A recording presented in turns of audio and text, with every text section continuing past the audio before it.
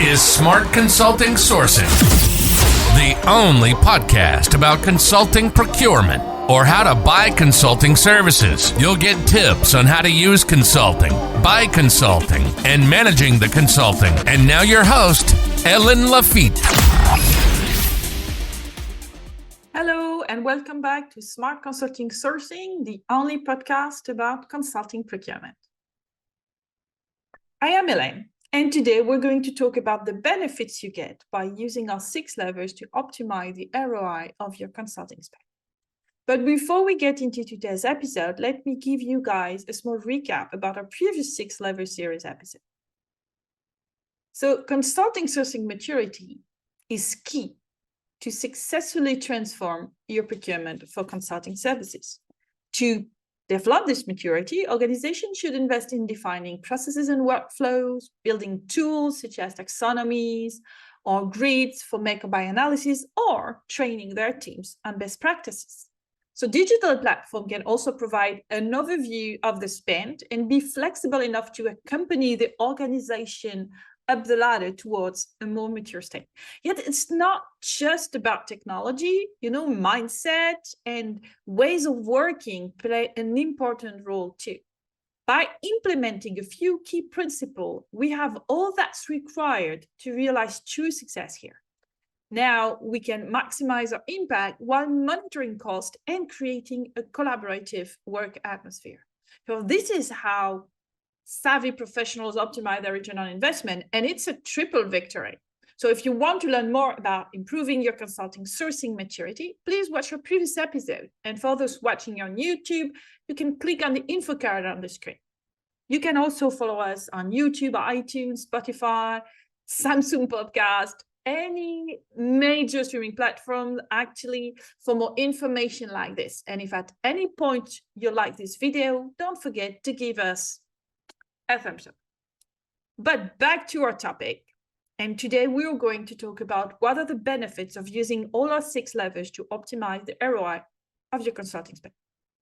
So optimizing the return on investment of consulting can significantly impact your company bottom line.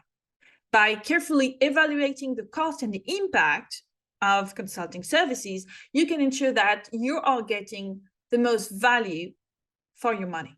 So this can include identify areas where costs can be reduced, such as negotiating better rates with consultants or finding more cost-effective suppliers. But it can also be by focusing on high-value consulting project and initiative. And that's how you can maximize the impact of your consulting and drive greater returns. So by optimizing the ROI of your consulting spend, you can not only improve your financial performance, but you can also achieve your strategic goal faster and often higher, further than you expected. And this is what you gain from our 6 lever approach. So in a nutshell. But if you want to get the maximum ROI from your consulting project, you will have to involve all the 6 levers. And the first thing to consider is what projects you're investing. And that takes us back to our first lever, which is investing in the right projects. So you need to focus your resources and your money on the project that matter the most. And to do that, you need to identify which projects are strategic, which ones give you the maximum impact. It can be projects that advance your strategy.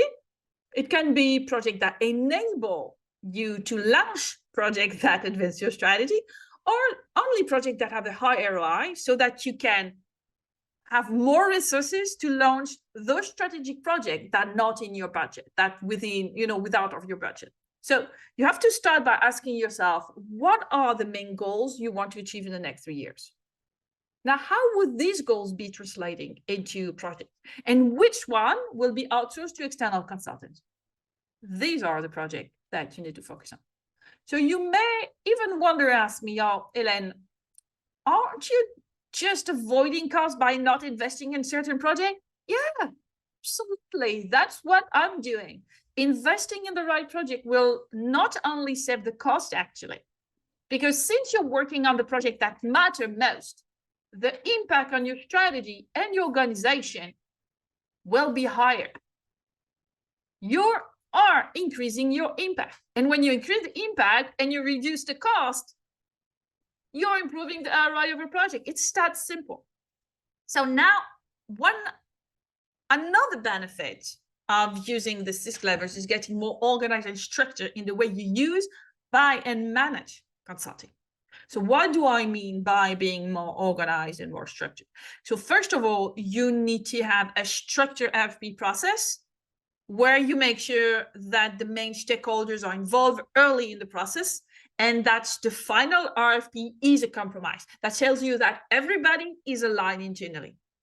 And the consultants would then know that you have a clear vision and that everyone in the organization is on board with that vision. Then you have a list of preferred suppliers you can choose from as a first intention. Of course, you will have projects where you need to chase for another consultant, another profile, but this should not represent more than 20% of your project. Your internal stakeholders should find their dream team in the list that you already have. But if you're able to have a dynamic PSL that covers more than 80% of your needs, it means that you can build relationships with your strategic suppliers. And that means they will be familiar with your organization. This is the intimacy that we have discussed previously. The consultants know you, they know what works for you and what doesn't. They know your culture, your ways of working, and the important people in your organization, you know? And they probably also know where you want to go with this project and what you've done in the past already. But when a consultant is new to your company, they don't have that insider knowledge, so they can only assume what you want. And the less your consultants know about you and your project, the riskier for them. And this risk will definitely reflect in the cost of that proposal, unless you have defined your needs very well in the RFP, you have made sure the expectations were clear for your consulting partner and your internal stakeholders. And then, and only then, the consulting firm will be ready to adjust the price. So indeed, being organized and structured can get you better prices. And going one step further in the process, managing your project, and in particular the changes in scope, duration, or staffing, will help you keep your cost under control. So, control your new cost and getting the impact and value delivered is not only about having the right consultants, but also the right decision-making process and procedures that go around that decision.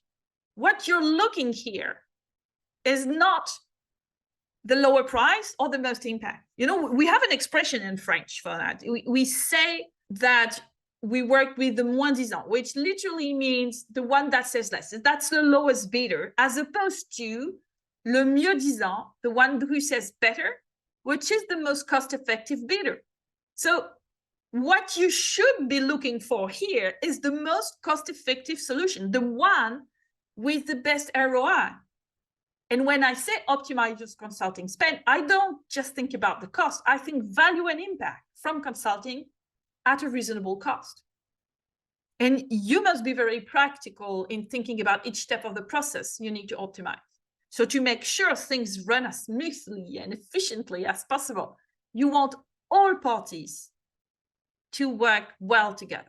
So how can you make sure that your teams reach their maximal potential when buying consulting services? So I stress a lot about how procurement and business lines should work closely on project.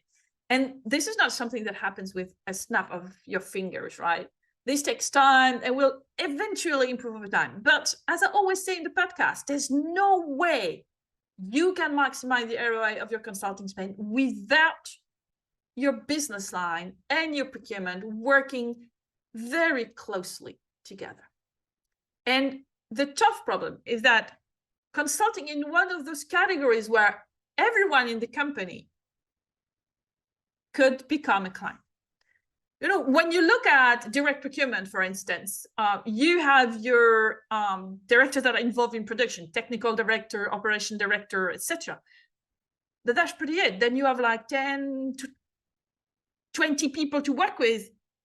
So it gets easy to develop relationship and work closely with them because there's a limited number of people. But when it comes to indirect procurement, such as consulting, the scope of who can launch a project is much broader. You have strategy, you have marketing, you have the C-suite, you have admin, you have operation, HR, procurement, supply chain, and so on. Everyone in the company might need consulting. Everyone might want to launch a project. And to be honest, you cannot develop relationships with everyone, especially since buyers in charge of consulting are often young professionals, freshly hired, that do not have the internal network or the way to talk to those senior leaders. So what can you do in this situation? You will need to build your network little by little, starting with your largest spenders. So the first thing is that you need to identify who are your biggest users within your organization through a spend analysis. And you can look through the spend dimension or the strategic dimension.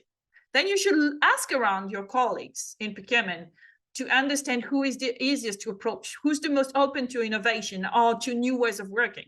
When I started my career last century, so it was in September 99, so I guess it still qualifies on last century, I was in charge of quality management and supposed to prepare our teams to an ISO 9000 certification. And I had only worked 1 year before that, and I knew nothing about gas distribution or energy because I'm a civil engineer by training.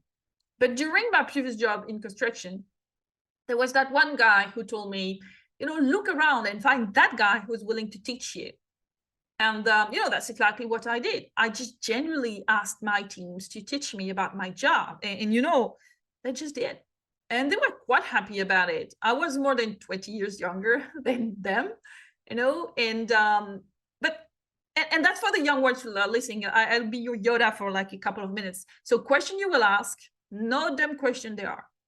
Most professionals are more than happy to share their knowledge. So go for it. Dare to ask for a bit of their time and listen to them and their experience. I can assure you that in 99% of the time, you will end up savvier and you'll build a relationship that lasts. And just for your information, I'm still in contact with my first boss 20 years after that. So, this is how you start your network, but it also applies to more seasoned professionals. Once you have that, core network, you can go further and further in your organization. And good thing is that it will also ensure that your stakeholders are satisfied because you're able to deliver. You bring new consulting to the table, help them, you guide them to get better impact. And then obviously they will be more willing to work with you. So this is how collaboration gets you, kind of the most benefits, the major benefits of optimizing the ROI of your consulting spend. So you can see the improvement in impact, in cost, but also in collaborations. But let's look at the other kind of more practical, tangible effects. Like when we're working with our clients, we see an increase, I'd say on average of 10 to 20% of the impact, which can be significant. We have an opportunity to make a huge difference in how we manage our project by taking the time and resources to focus on the project that can provide us with the most benefits, right? And additionally, consulting, when it makes sense, is key for maximizing efficiency. And when you combine those 6 levers that were presented to you, you can really increase your ROI significantly. I'm not saying that you will get 50% more impact and then decrease the cost by 30% on each and every project. But by just reducing the number of projects that should not be there and combining that with demand management and design to cost to make sure that you buy what you need and only what you need and in your budget, you can make a difference to your portfolio of project overall. And additionally, by applying structured sourcing and decision-making process, professionalizing your teams, managing your suppliers, building a list of preferred providers, and managing your project, you will be to generate, on average, 30 to 40% savings. Now, if you combine the 15% impact on the numerator of your ROI and 30% cost reduction on the denominator, then you can uplift your average, emphasis on average, ROI by 25 to 50%. And this can be huge because the ROI for consulting is sometimes 4 to 10 times the amount you're spending in consulting. So if you have invested 100 million in consulting, you should yield 300 to 40 million in return. 100 million in return, right? Now, if you get 50% increase in your ROI, you could end up with 600 million after that hike. This can be a huge difference on your bottom line. And so, to conclude today's topic, you want to get the most out of your consulting. And for that, you should take into account all angles, from getting on board with the right project in the first place to controlling cost and managing it effectively. And all the levels were mentioned in the previous episodes should be reviewed. Of course, you should start with your weaknesses, but let's not ignore the improvement that you can build on your strengths too. But in a nutshell, it's essential for procurement teams to collaborate closely with business lines so decisions can be taken optimally. So that leads not only to cost savings, but also increased value, resulting ultimately in a 50% increase of your ROI. Indeed, that's by working on both sides of the ROI ratio, impact and cost, that you can make the most of your consulting. Well, that marks the end of our podcast today. Thank you for joining us, and let's keep this conversation going. After all, ROI is just one piece of a much larger puzzle. But I hope that you are now better armed to improve the maturity of your consulting sourcing, and you can always come and ask us at Consulting Quest if you need some more information. So keep an eye out for me next week when I return with another fascinating topic. Till then, stay safe and happy sourcing. And if you have any question regarding today's topic or anything procurement and consulting related, remember you can always contact me directly on LinkedIn or by email, because I'm always game for a chat. Bye, and see you next week. Au revoir. You've been listening to Smart Consulting Sourcing, the only podcast about consulting procurement. We hope you enjoyed the show. We'll be back soon, but in the meantime, hit the website at consultingquest.com. Find us on LinkedIn, Twitter, and YouTube. For questions and comments, send an email to ellen.lafitte@consultingquest.com. See you next time.